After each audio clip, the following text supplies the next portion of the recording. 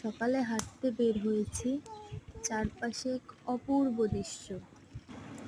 ডোবা, পুকুর, বিল, মাঠের জমি, ধানের ক্ষেত, চারপাশে ছড়িয়েছে শাপলার অপরূপ সৌন্দর্য। ধান ক্ষেতের ভিতর দিয়ে হালকা কুয়াশা ভেসে আসছে, বাতাসে শাপলার গন্ধ আর চারিদিকে পাখির কিচিরমিচির ডাক মিলেমিশে তৈরি করেছে এক শান্তির পরিবেশ। মনে হয় প্রকৃতি আজ নিজেই নিজেকে সাজিয়েছে তার অপরূপ সৌন্দর্য দিয়ে।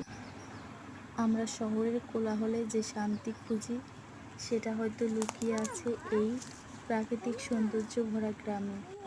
জীবনের ব্যস্ততার মাঝে মাঝে এমন কিছু মুহূর্ত যা শুধু চোখই নয়, মনেও গেঁথে রয়।